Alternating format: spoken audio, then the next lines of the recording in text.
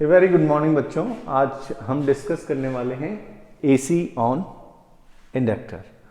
Previous class में हमने पढ़ लिया, हमने ये देखा था कि एक रेजिस्टेंस के ऊपर यदि हम एसी अप्लाई करें तो किस तरीके से वोल्टेज किस तरीके से एज्यूम करते हैं और आई किस तरीके से आता है। वो डेरिवेशन हमने देख ली थी, पावर डिसिपेशन देख लिया था, उसके साथ ही हमने कुछ डायग्राम्स बनाए थे, फेजर डायग्राम और साइनोसॉइडल वेव डायग्राम हमने बना लिए थे।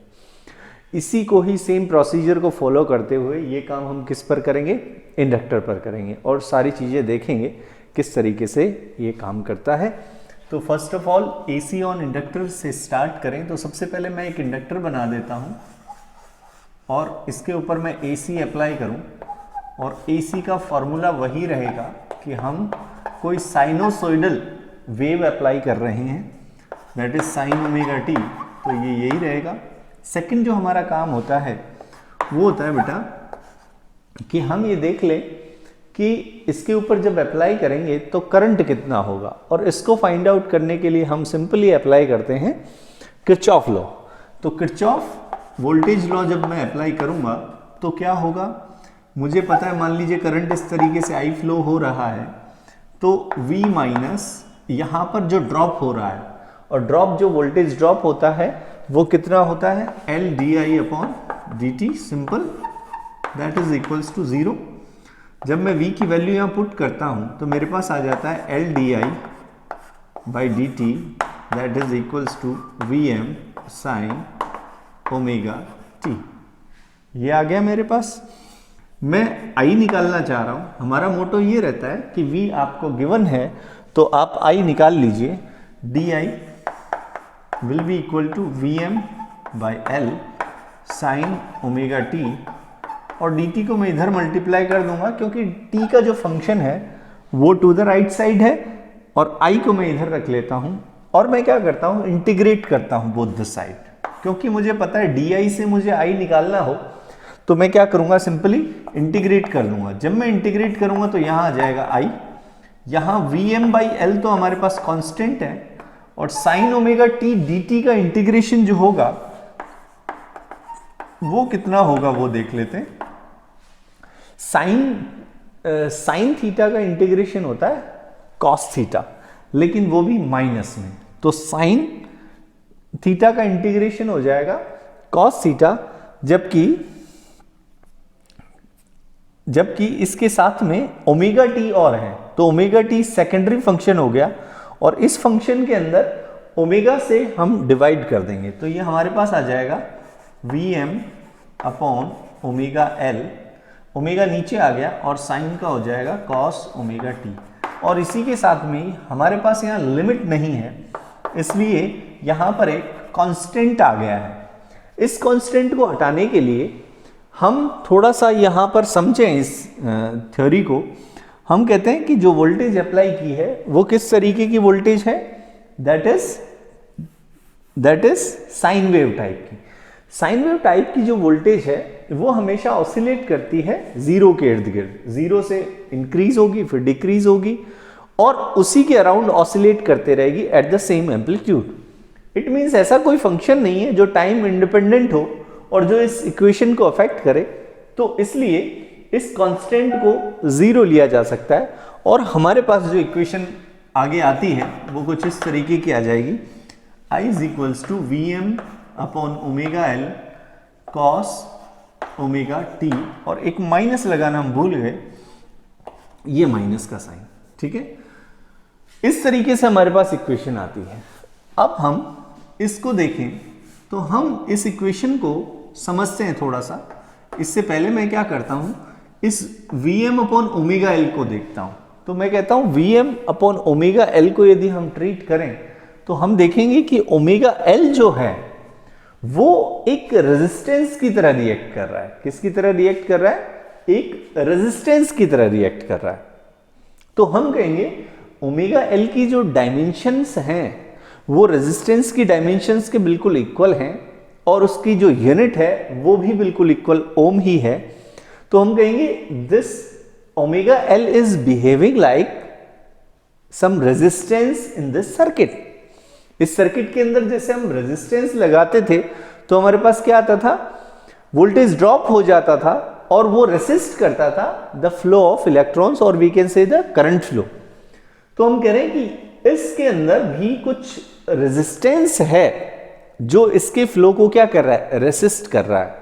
और उस रेजिस्टेंस को हम यदि इंडक्टर लगा हो तो हम कहते हैं reactance, what we call it, reactance. तो चूंकि ये इंडक्टर लगा हुआ है तो हम इसे कहते हैं that is called XL, that is omega L, that is called inductive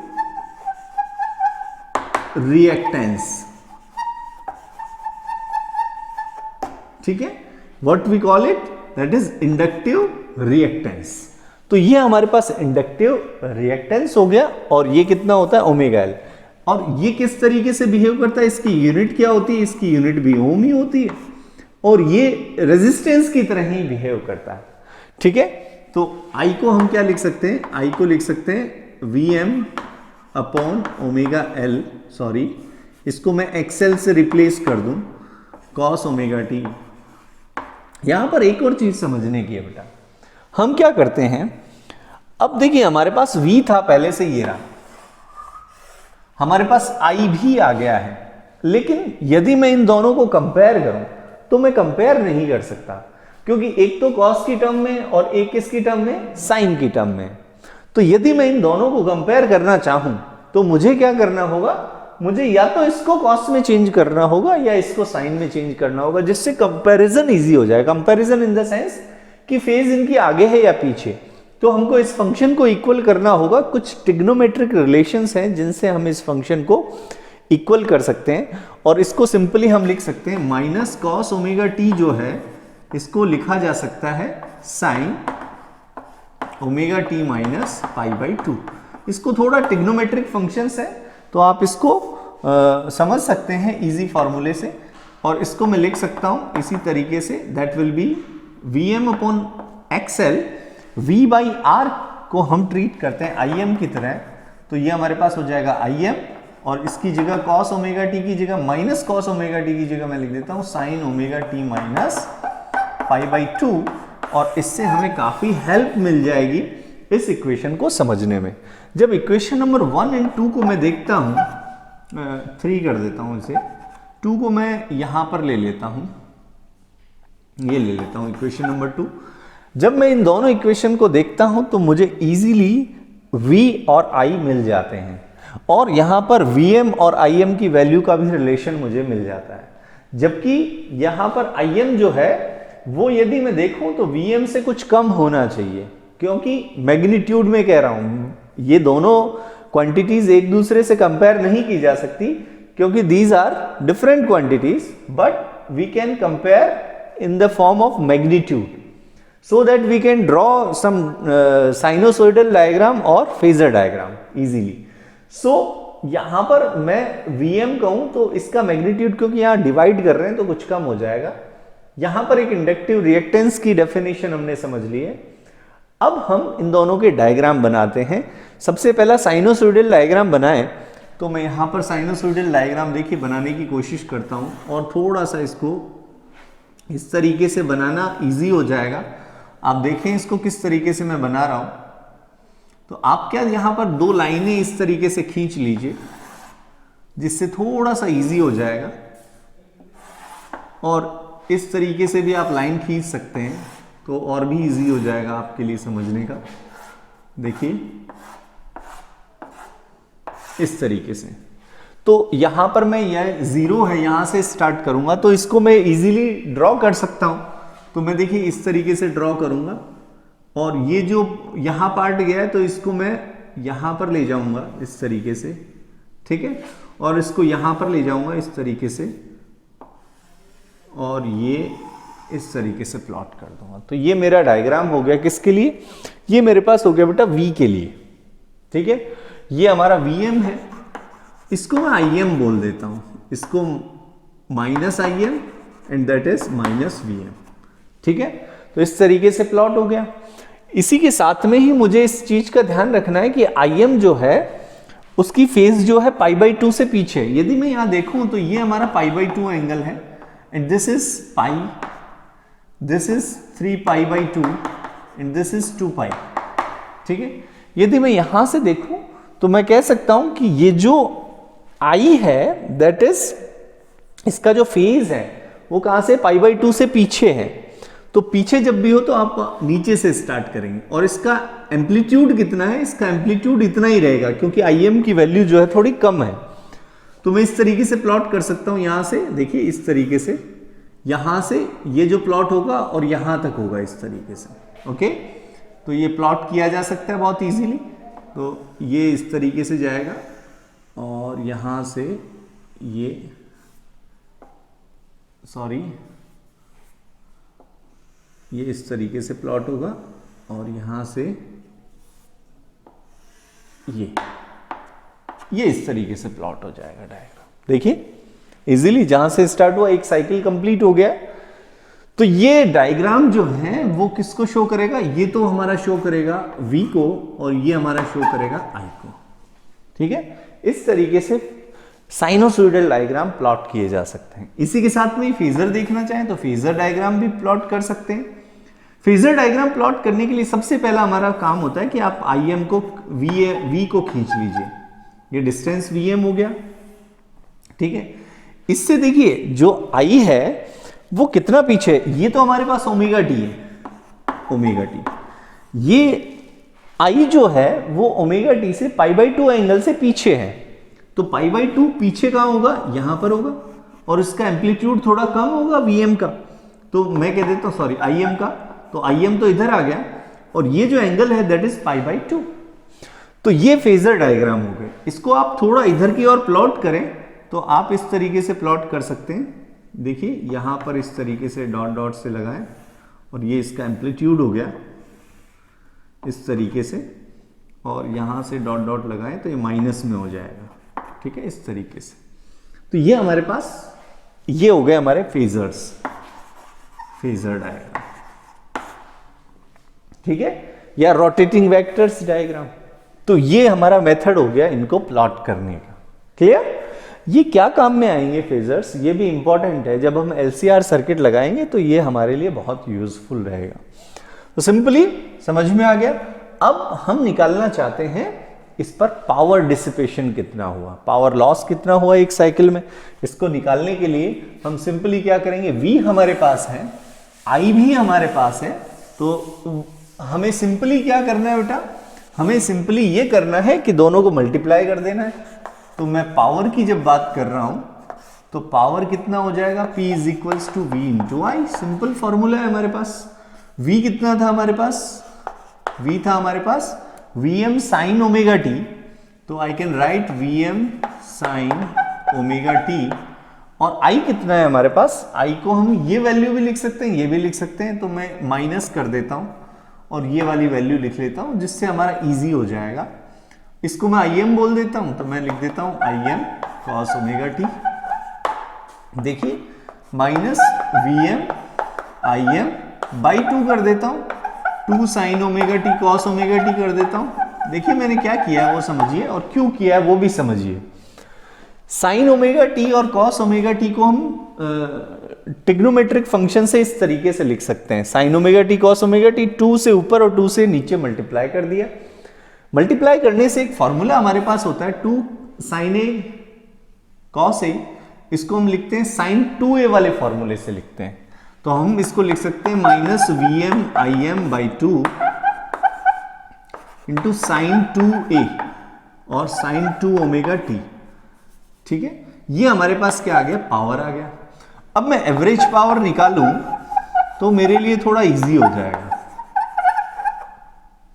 average power जब निकालूंगा तो देखिए इसका तो कोई लेना देना नहीं है क्योंकि ये तो कांस्टेंट क्वांटिटी है इसका, क्योंकि जो भी t का फंक्शन है उसका एवरेज लिया जाता है।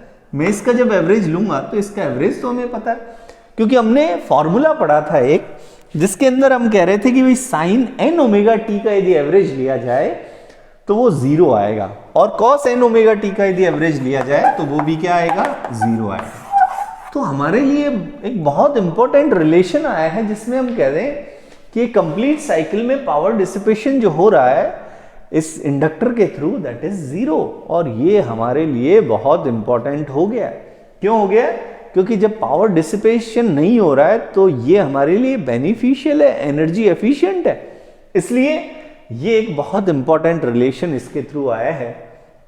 तो हम यहां पर पावर डिसिपेशन भी निकाल चुके हैं। इस मेथड को समझने का एक एनसीईआरटी बुक में एक डायग्राम भी दे रखा है कि किस तरीके से इंडक्टर के अंदर पावर चेंजेस होते हैं।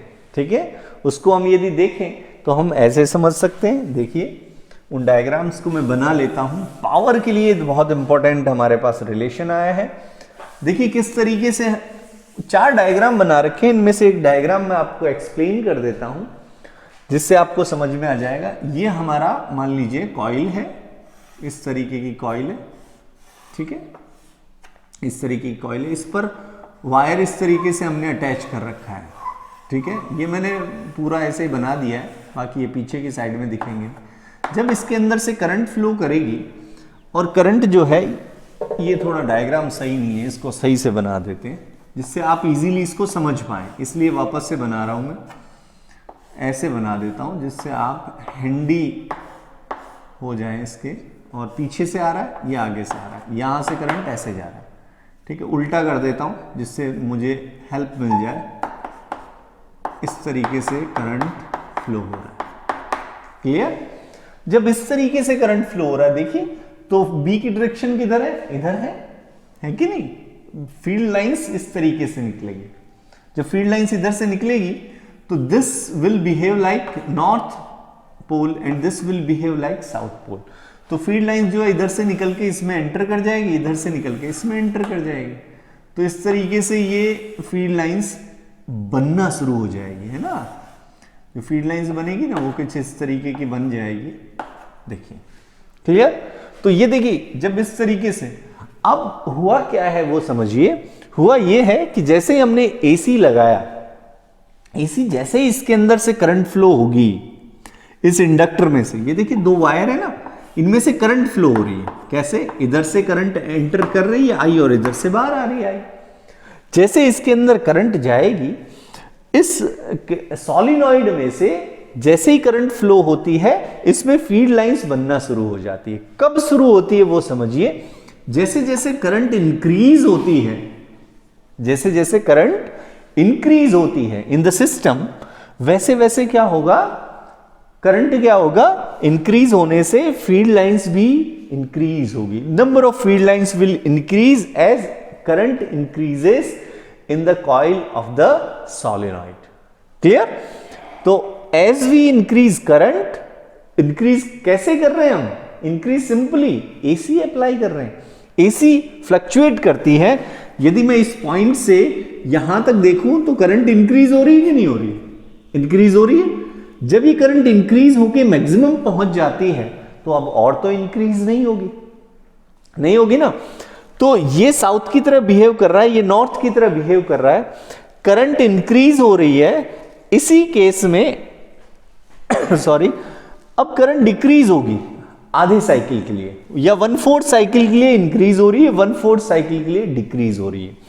1/4 साइकिल के लिए करंट डिक्रीज हो रही है। जब डिक्रीज होगी तो क्या होगा? तो भी करंट में चेंजेस आ रहे हैं। यहां पर ये हमें क्लियरली समझना है कि जब करंट में चेंजेस होंगे तो ही ये अपोज करेगा। तो हम यहां पर कह रहे हैं जैसे ही करंट चेंज हुआ तो यहां पर फील्ड लाइंस, जैसे जैसे करंट इंक्रीज होगी फील्ड लाइंस इंक्रीज होगी, नंबर ऑफ फील्ड लाइंस ये बढ़ जाएगी। और जैसे जैसे करंट डिक्रीज होगी number of field lines decrease हो जाएंगी, तो वापस से डिक्रीज होगी। ठीक है, तो जितनी इंक्रीज हुई, जितना फील्ड बना उतना ही वापस कम हो गया। जैसे ही यहां से नीचे की ओर जाएंगे तो पोलैरिटी क्या हो जाएगी? चेंज हो जाएगी।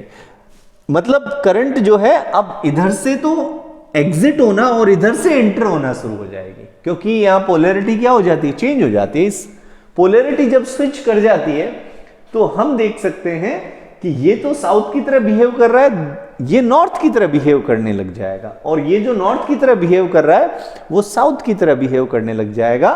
और इन फीड लाइंस की डायरेक्शन भी अपोजिट हो जाएगी। लेकिन यहां पर number of feed lines reversely increase होना शुरू होगी और फिर वापस से डिक्रीज हो जाएगी। ये प्रोसेस कंटिन्यूअसली चलता रहेगा। ये प्रोसेस कंप्लीट, देखिए यहां से ये इंक्रीज हो रही है number of feed lines negatively और यहां वापस से जीरो हो गई। तो ये कंप्लीट साइकिल है जिसके अंदर ये प्रोसेस पूरा चल रहा है। यहां पर पावर के रूप में हम यदि देखें तो मैं यहां पर, हालांकि मुझे यहां से स्टार्ट नहीं करना था लेकिन डायग्राम बना रखा है तो हम इसी को ही समझ लेते हैं। पावर को यदि देखें तो एक कंप्लीट साइकिल में क्या हो रहा है, पावर को समझिए आप, जिससे आप इजीली इसको समझ पाएंगे। मैं यहां पर कह देता हूं V, यहां पर कह देता हूं I और यहां पर कह देता हूं P। ठीक है, मैं यहां पर यह समझना चाह रहा हूं, देखिए इस साइकिल को देखें तो मैं कह रहा हूं कि इसको देखें। ठीक है, यहां हालांकि यहां से स्टार्ट नहीं है, स्टार्ट यहां से किया जा सकता है, लेकिन फिर भी हम समझने के लिए यहीं से ले लेते हैं क्योंकि एक और बनाना पड़ेगा। हम यहां देख रहे हैं कि यहां पर इस साइकिल के अंदर जो वोल्टेज है वो क्या है, पॉजिटिव है। वोल्टेज किस क्वाड्रेंट में है, पॉजिटिव क्वाड्रेंट में है। तो वोल्टेज कैसी है, पॉजिटिव है। जबकि I क्या है, इसमें नेगेटिव है, तो पावर क्या हो जाएगी, नेगेटिव, क्योंकि P इज इक्वल्स टू क्या होता है बेटा, V इंटू आई। तो हमारे पास I क्या हो, V और I को मल्टीप्लाई करेंगे तो साइन कैसा आएगा, नेगेटिव आएगा। क्लियर। इस क्वाड्रेंट में हम देखें तो इसमें दोनों ही पॉजिटिव हैं, हालांकि ये डिक्रीज हो रही है, ये इंक्रीज हो रही है, बट बोथ आर पॉजिटिव। ये जीरो वाली लाइन है, ये दोनों ही ऊपर आ रही है इस क्वाड्रेंट के अंदर। तो मैं कह देता हूं ये पॉजिटिव है, ये पॉजिटिव है, तो पावर भी क्या है, पॉजिटिव है। इस केस में हम देखें तो यहां पर देखिए I तो है पॉजिटिव, लेकिन V क्या है, नेगेटिव क्वाड्रेंट में चला जाता है, तो टोटली नेगेटिव। और इसमें देखिए तो नेगेटिव नेगेटिव और मल्टीप्लाई करेंगे तो पॉजिटिव आ जाएगा। यहां देखिए दो जगह तो नेगेटिव आ रहा है और दो जगह क्या आ रहा है, पॉजिटिव आ रहा है। ये देखिए, इसका मतलब ये हुआ एक साइकिल में जितनी पावर ये गेन करता है उतनी ही पावर नेक्स्ट 1/4 क्वाड्रेंट में डिसिपेट कर देता है। जितनी पावर यहां से गेन करता है उतनी ही पावर नेक्स्ट यूं कहूं क्वाड्रेंट में डिसिपेट कर देता है। अल्टीमेटली जो पावर डिसिपेशन हुआ वो जीरो हुआ, पावर गेन हुआ वो जीरो हुआ। तो टोटल पावर जो है वो कांस्टेंट ही रहेगी इस टर्म में। तो यहां पर ये बहुत अच्छा समझने का है और इसको समझ सकते हैं हम इसके थ्रू। तो ये हमारा हो गया बेटा पावर कंसीडरेशन की, किस तरीके से पावर चेंज हो रही है, किस तरीके से फील्ड लाइंस बन रही है, कैसे चेंज हो रही है। तो ये हमारा टोटल हो गया। What are the points to remember in this topic? These are the V कितना है, V को याद रखें, that is Vm sin omega t। और आप I को तो याद रखना ही है क्योंकि V तो हमेशा सेम ही रहेगा सभी के लिए। I को याद रखें, Im sin omega t minus π/2। Phasors याद रखने, फेजर्स यदि ये इक्वेशन याद है तो आप इजीली फेजर याद रख पाओगे क्योंकि इसको π/2 से आपको पीछे करना है I को। ठीक है, तो ये हमारा हो गया बेटा consideration of AC on inductor. Next जो टॉपिक है हमारा वो है AC ऑन कैपेसिटर। तो इंडक्टर का हमने जब पढ़ लिया है तो ये तो इजी हो जाएगा। कैसे हो जाएगा, सिंपली वो ही प्रोसेस फॉलो करना है। देखिए कैसे इजी होता है। सबसे पहले कैपेसिटर लगा दें, कैपेसिटर लगाने के साथ एक AC सोर्स लगा दें। जब एक AC सोर्स लगाएंगे तो उसको पहले लिख लें कि AC सोर्स पर कितनी वोल्टेज अप्लाई करनी है।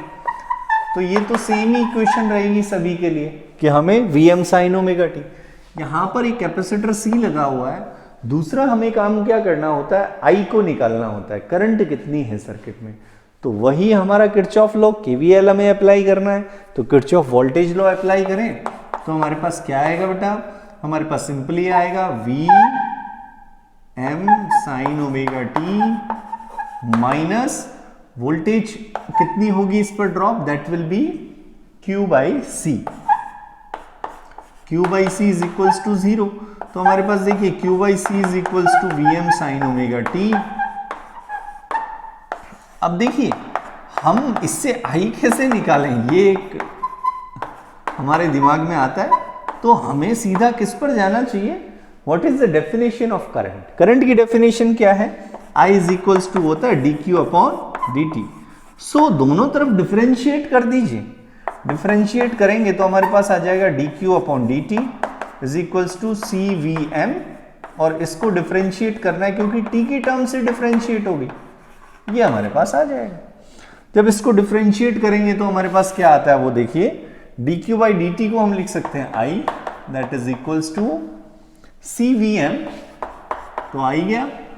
यहां पर डिफरेंशिएट करेंगे तो आ जाएगा हमारे पास cos ओमेगा t, और ओमेगा t का करेंगे तो एक ओमेगा और आ जाएगा, तो ओमेगा को मल्टीप्लाई आगे कर देंगे हम।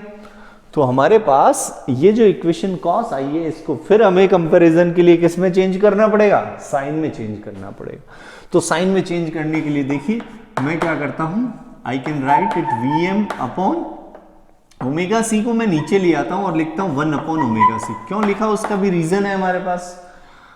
साइन ओमेगा टी को मैं लिख सकता हूं sign omega t plus pi by 2, इस तरीके से लिख सकता हूं। थोड़ा ट्रिग्नोमेट्रिक फंक्शन आप देखेंगे तो इस चीज को आप समझ जाएंगे। यहां पर देखिए मैंने ऐसा क्यों किया, 1 अपॉन ओमेगा सी इसको क्यों लिखा, उसका रीजन ये है कि Vm को ऊपर रखें और नीचे वाली जो टर्म है that will behave like the resistance in this circuit, क्योंकि ये इक्वेशन फिर वैसे ही आ गई जैसे हम पहले बनाई थी। तो इस इक्वेशन को यदि हम देखें तो मैं लिख सकता हूं that is equals to Vm upon X C sine omega t plus pi by 2। ठीक है, what is X C here, X C is equals to 1 upon omega C, and it is what, it is same like that is capacitive reactance. कैपेसिटिव रिएक्टेंस क्या है, this is the resistance of the circuit when AC applied on capacitor. तो capacitive reactance जो है वो resistance की तरह ही बिहेव कर रहा है जब हम AC लगाते हैं किसी कैपेसिटर के ऊपर। तो ये कैपेसिटिव रिएक्टेंस और इसकी वैल्यू कितनी होती है, 1 अपॉन ओमेगा सी होती है। और डेफिनेटली जब रिएक्टेंस है तो इसकी यूनिट होगी चाहे डायमेंशन होगी वो रेजिस्टेंस की तरह ही होगी, और ये बिहेव भी कुछ इसी तरीके से कर रहा है। तो ये हमारे पास हो गया कैपेसिटिव रिएक्टेंस, और इसको सीधा हम लिख सकते हैं that is Im sine omega t plus pi by 2। अब सारा काम हम कर सकते हैं, फेजर्स साइनोसॉइडल डायग्राम बना सकते हैं, वापस से वही बनाना पड़ेगा हमें, तो इसको बना लें उधर। देखिए किस तरीके से बनाते हैं। तो सबसे पहले मैं 4 लाइनें खींच दूंगा जिससे थोड़ा इजी हो जाए। अब की बार थोड़ा और पास में ले लेंगे इनको, 2 3 4, ठीक है। और एक इधर, एक high amplitude just opposite side में high amplitude, okay. Now this is 0, और यहां से मैं कर देता हूं that is Im, that is Vm, that is minus Im, that is minus Vm। Start करें तो पहली इक्वेशन को जब हम यहां पर प्लॉट करेंगे तो हमारे पास सीधा ही सेम इक्वेशन आ जाएगी। ये थोड़ा डिस्टेंस जो है मैंने अप्रोप्रिएट किया नहीं है, इससे प्रॉब्लम हो सकती है हमारे डायग्राम में, इसलिए मैं थोड़ा सा इसको इक्वल कर देता हूँ। ये देखिए इस तरीके से जाएगा और यहाँ पर 0 की ओर आ जाएगा। हाँ, कुछ ऐसे खींच देना चाहिए मुझे, और ये काफ़ी नीचे जाएगा तो इस तरीके से ये, ठीक है। और ये दिस इज द V, ये तो हमारा V का डायग्राम हो गया। और जब I का डायग्राम खींचेंगे तो यहाँ देखिए इसकी फेज कहाँ है, फेज यहाँ पर है पाई बाई 2, और ये हमारे पास हो गया पाई, ये हो गया 3 पाई बाई 2, और ये हो गया 2 पाई, ठीक है। यहां पर देखें तो पाई बाई 2 से आगे है, आगे जब भी हो तो ऊपर से स्टार्ट करें। यहां से जब स्टार्ट करेंगे तो हमारे पास आएगा कुछ इस तरीके से, देखिए ये देखिए नीचे, और ये ऊपर, और ये इस तरीके, ये डायग्राम बन जाएगा। तो ये देखिए ये तो हमारा V के लिए हो गया, और ये हमारा डायग्राम हो गया I के लिए। तो these are the phasors, sorry these are the sinusoidal representation. Phasors को यदि खींचें तो फेजर्स भी इजी है। फेजर सबसे पहला काम क्या करना है, आपको यहां पर ओमेगा टी से खींच लेना है। ओमेगा टी किसको शो कर रहा है, वो इनिशियल फेज को शो कर रहा है, ठीक है। इससे कितना आगे है ये आई, ये पाई बाई 2 से आगे, तो यहां से पाई बाई 2 निकालिए और आई एम लिख दीजिए या वी एम लिख दीजिए, and this is pi by 2, this is the phasor और रोटेटिंग वेक्टर्स। यदि मैं लाइन इस तरीके से खींचूंगा तो यहां पर ये कुछ मैग्नीट्यूड्स इस तरीके से आ जाएंगे, ठीक है। ये हमारा हो गया फेजर्स, ठीक है। ये हमारे डायग्राम्स क्लियर हो गए। इसी के साथ ही हमें क्या निकालनी होती है, पावर निकालनी होती है। तो पावर देखिए किस तरीके से निकालते हैं। पावर निकालने के लिए हमें कुछ भी नहीं करना है, सिंपली V और I को मल्टीप्लाई करना है। सेम प्रोसेस फॉलो कर लेते हैं। P is equals to V into I। V कितना है, Vm sine omega t. I कितना है, Im sine omega t plus pi by 2। इसको यदि सॉल्व करेंगे तो हमारे पास Vm Im, यहां पर देखिए इसको लिख सकते हैं हम, इसको लिख ले तो ज्यादा बेटर रहेगा, Vm upon 1 upon omega C Im sine omega t, तो ये रहा, और यहां पर लिख लेता हूं कॉस ओमेगा टी, ठीक है।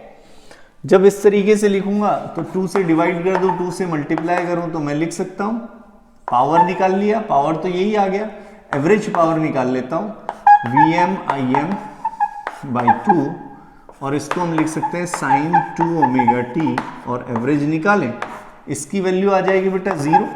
तो हमारे पास टोटल पावर डिसिपेशन कितना आ गया, 0 आ गया। तो हम उसी तरीके से इसको भी ट्रीट कर सकते हैं कि किस तरीके से कैपेसिटर चार्जिंग और डिस्चार्जिंग हो रही है, उसको समझ सकते हैं। समझे, कैपेसिटर जो है वो इस तरीके से लगा हुआ है, ठीक है। जब हम AC इस पर अप्लाई करेंगे तो होगा ये कि जैसे ही हम अप्लाई करेंगे करंट इस तरीके से फ्लो होने लग जाएगा। जब करंट इंक्रीज होगा, करंट कहाँ है, ये रहा, इंक्रीज कहाँ हो रहा है, जैसे ये वाला केस लें तो यहां से इंक्रीज हो रहा है करंट, इंक्रीज होगा तो यहां से करंट फ्लो करेगा। ये जो प्लेट है ये चार्ज होना शुरू हो जाएगी और ये अपोजिटली चार्ज होना शुरू हो जाएगी, ठीक है। ये पॉजिटिव है, पॉजिटिव से नेगेटिव की ओर फ्लो होगा तो ये पॉजिटिवली चार्ज हो जाएगी, ये क्या हो जाएगी, नेगेटिवली चार्ज हो जाएगी। जैसे पॉजिटिव चार्ज, तो पॉजिटिव चार्ज जो है वो इंक्रीज होना शुरू होगा जैसे जैसे जैसे जैसे करंट इंक्रीज होगा ये पॉजिटिवली चार्ज इंक्रीज होना शुरू होगा, ठीक है। एक सैचुरेशन आ जाएगा, करंट फ्लो होना बंद हो जाएगी। बंद होने के बाद में, बंद नहीं होगी सॉरी, यहां सर सैचुरेशन पे पहुंचने के बाद ये करंट कम होनी शुरू हो जाएगी, तो ये वापस से डिस्चार्ज होना शुरू हो जाएगा। इसकी जो चार्जेस हैं वो कम होना शुरू हो जाएंगे।